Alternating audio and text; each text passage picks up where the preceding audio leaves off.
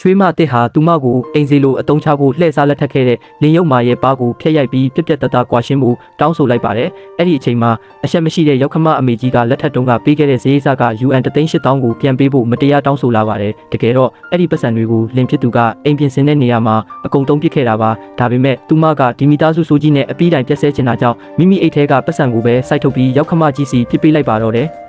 အဲ့ဒီနောက်တယောက်နဲ့တယောက်ဘဝထဲကနေအပီးတိုင်ထွက်သွားကြဖို့စာချုပ်မှာလက်မှတ်ထိုးခိုင်းလိုက်ပါတယ်။သူမဟာကိုဝင်ရှိနေတာကိုလင်ဖြစ်သူသိသွားရင်နောက်ဆက်မှာဆိုလို့တမင်လျှို့ဝှက်ထားခဲ့တာပါ။ထိုနေ့မှာပဲသူမဟာမိဘအိမ်ကိုပြန်လာခဲ့ပြီးအဖြစ်မှန်ကိုကြားရတဲ့မိဘတွေကလည်းဒေါသထွက်ကသမီးဖြစ်သူရဲ့ဆုံးဖြတ်ချက်ကိုအပြည့်အဝထောက်ခံကြပါတယ်။သူမဟာဒီရုပ်မာတဲ့မိသားစုနဲ့ဘာပတ်သက်မှုမှမထားချင်တော့တာကြောင့်အမြန်ဆုံးကွာရှင်းပြတ်ဆဲပြီးတာနဲ့ကလေးကိုဖျက်ချပစ်ဖို့ဆုံးဖြတ်လိုက်ပါတော့တယ်။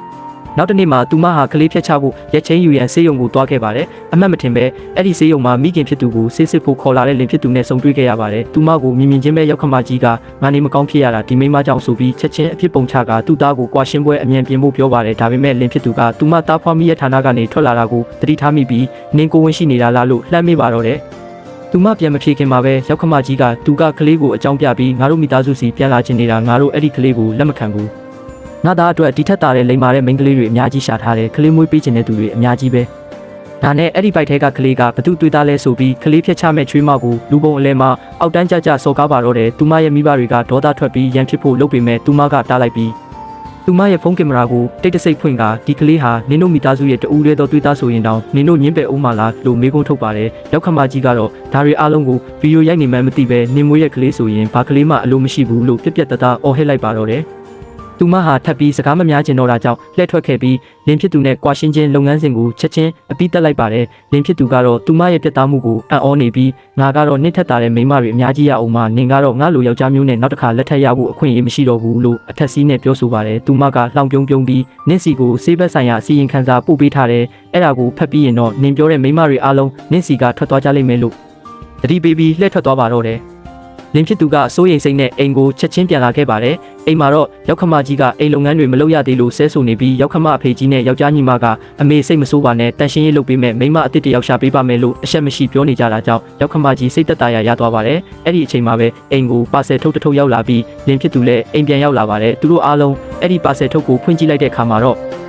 ပါဆယ်ထုတ်ထဲကစစ်ချက်ကိုကြည့်ပြီးလင်းရုပ်မာကြီးတယောက်စိတ်အာရုံတွေပြိုလဲသွားခဲ့ရပါတယ်။ဒါပေမဲ့ရောက်ခမဆိုးကြီးကတော့ဒါငါတို့ကိုကလစ်စားချေဖို့ဒီမိမလှုပ်ကြံထားတဲ့စစ်ချက်အတူပဲဖြစ်ရမယ်ဆိုပြီးချက်ချင်းညှင်းဆန်ကစစ်ချက်စာရွက်ကိုကင်ပြီးဆေးရုံကိုအပြေးလွှားသွားခဲ့ကြပါတယ်။ဒါပေမဲ့ဒေါက်တာကဒီ report ကအစစ်မှန်ပါမင်းတို့သားကအသက်မဲ့တကူယောဂအပြင်းထန်ခံစားနေရတာဒီလိုအခြေအနေမျိုးမှာဇနီးဖြစ်သူကိုဝင်ရလာတာဟာတကယ်ကိုအံ့ဖွယ်နဲ့မင်းမတာပဲလို့ပြောလိုက်တဲ့အခါမှာရောက်ခမမိသားစုတစုလုံးဝမ်းနဲ့ဝမ်းသာခံစားချက်တွေရှုပ်ထွေးကုန်ကြပါတော့တယ်သူတို့တွေကချွေးမအစ်ကိုကွာရှင်းဖို့အထမဖိအားပေးခဲ့ကြပြီးပြီလေအဲ့ဒီအချိန်မှာပဲလင်ဖြစ်သူကလွန်ခဲ့တဲ့3ရက်ကဆေးရုံမှာဇနီးတီကလေးဖြတ်ချမဲ့ရက်ချင်းစာရွက်ကင်ထားတာငါမြင်ခဲ့တယ်လို့ရုတ်တရက်တတိယပြီးပြောလိုက်တဲ့အခါရောက်ခမတမိသားစုလုံးတွေးပြတ်မတက်ကြောက်လန့်သွားကြပါတယ်ကလေးဖြတ်ချမဲ့လုပ်ငန်းစဉ်ကိုတားဆီးဖို့အတွက်ချွေးမအစ်စီကိုချက်ချင်းလိုက်ရှာကြပါတော့တယ်အကြောင်းကတော့ထိုးပိုက်ထဲကကလေးဟာသူတို့မိသားစုရဲ့တူးရဲသောတွေးသားမျိုးဆက်ဖြစ်နေလို့ပါပဲအမြဲတမ်းထောင်လွှားနဲ့မာနာကြီးလာတဲ့ရောက်ခမလင်မယားဟာချွေးမတစ်ရဲ့ရှေ့မှာဒူးထောက်ကောင်းကုန်ပြီးကလေးကိုမွေးပေးဖို့ကလေးအတွက်ကုန်ကြစည်အားလုံးကိုသူတို့ဘက်ကတာဝန်ယူပါမယ်ဆိုပြီးအဆက်မရှိတောင်းပန်တိုးရှိုးကြပါတော့တယ်ဒါကိုကြားလိုက်ရတဲ့ချွေးမတစ်ဟာအလွန်ပဲရေစရာကောင်းတယ်လို့ခံစားလိုက်ရပြီးဆေးရုံမှာရောက်ခမကြီးကသူမကိုစော်ကားခဲ့တဲ့ဗီဒီယိုတက်တွေကိုဖုန်းထဲကနေချက်ချင်းထုတ်ပြလိုက်ပါတယ်ဗီဒီယိုထဲမှာရောက်ခမကြီးကသူမမွေးတဲ့ကလေးဆိုရင်ဘာကလေးမှအလိုမရှိဘူးကလေးကိုအကြောင်းပြပြီးအိမ်ပြန်လာဖို့မကြိုးစားနဲ့လို့ဒေါသတကြီးကန့်ကွက်ချိန်ဆဲခဲ့တဲ့တက်တွေကြီးပေါ်လာတဲ့အခါ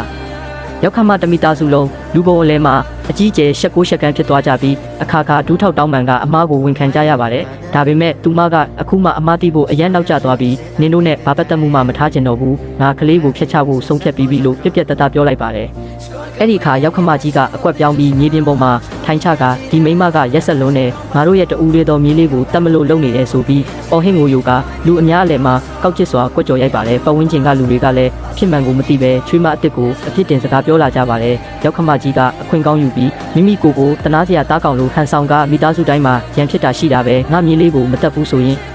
ငါသူ့ရှိမှခေါင်းငုံပြီးတောင်းပန်ဖို့အသင့်ပဲဆိုပြီးဟန်ဆောင်ပန်ဆောင်ခေါင်းငုံပြလိုက်ပါတော့တယ်ဒါကိုမြင်တဲ့လူတွေကရောက်ခမကြီးကိုသဘောထားကြည့်တယ်လို့ထင်ပြီးချွေးမအစ်ကိုတော့ကလေးကိုဓာတ်စာခံလုပ်ပြီးရောက်ခမကိုနိုင်ထက်စီးနှင်းလုပ်နေတယ်လို့ဝိုင်းဝန်းထင်မြင်ကုန်ကြပါတယ်သူမဟာဒီထက်ပိုပြီးတီးမခံနိုင်တော့တာကြောင့် ကွာရှင်းပြက်ဆဲစဉ်ကရောက်ခမကြီးကိုယ်တိုင်လက်မှတ်ရေးထိုးခဲ့တဲ့စာချုပ်ကိုလူပုံအလဲမှာဆွဲထုတ်ပြီးချက်ချင်းဖွင့်ချလိုက်ပါတော့တယ်အဲ့ဒီတုန်းကရောက်ခမကြီးကငါ့ကိုကွာရှင်းက UN တသိန်းပေးဖို့အတမဖိအားပေးခဲ့ပြီးကွာရှင်းပြီးရင်တယောက်နဲ့တယောက်ဘာကိစ္စမှဝင်မဆွတ်ဖက်ကျေးဆိုပြီးစာချုပ်ချုပ်ခဲ့တာလို့အမှန်တရားကိုရှင်းလင်းပြလိုက်တဲ့အခါမှာဝိုင်းကြည့်နေတဲ့လူအုပ်ကြီးဟာဒီဇလန်ရဲ့အနောက်ွယ်ကအောက်တန်းကျတဲ့လှုပ်ဝက်ချက်တွေကိုသဘောပေါက်သွားကြပါတယ်သူမကအခွင့်ကောင်းကိုယူပြီးဒီယောက်ျားကငါ့ကိုချစ်လို့ယူခဲ့တာမဟုတ်ဘူးငါအပေါ်မှာကောက်ချစ်တဲ့အကွက်တွေဆင်ပြီးအိမ်အတွက်အလကားရတဲ့အိမ်စီလိုမျိုးခိုင်းစေဖို့လှည့်စားလက်ထပ်ခဲ့တာလို့လူပုံအလဲမှာအပီးပြင်းဖွင့်ချလိုက်ပါတော့တယ်အဖြစ်မှန်ကိုသိသွားကြတဲ့ပတ်ဝန်းကျင်ကလူအုပ်ကြီးဟာရောက်ခမမိသားစုဆိုကြီးဘလောက်တောင်အရှက်မရှိရှာနှစ်ခွနဲ့ရုပ်မာလဲဆိုတာသိသွားပြီးတယောက်ပြီးတယောက်မိမိတို့ရဲ့ဖုန်းတွေကိုထုတ်ကလူရုပ်မာမိသားစုရဲ့မျက်နှာတွေကိုဆိုရှယ်မီဒီယာပေါ်တင်ပြီးဖော်ထုတ်ဖို့အတွက်ဓာတ်ပုံတွေတစ်ဖြက်ဖြက်ရိုက်ကူးပြီးလောင်ပြောင်ရှုံချကြပါတော့တယ်ရောက်ခမဆိုးနဲ့လင်ရုပ်မာတို့လည်းလူပုံအလဲမှာဘာစင်ကြီးမှမပေးနိုင်တော့ပဲအရှက်တကွဲတိတ်ခါလုံးသွားရပါတော့တယ်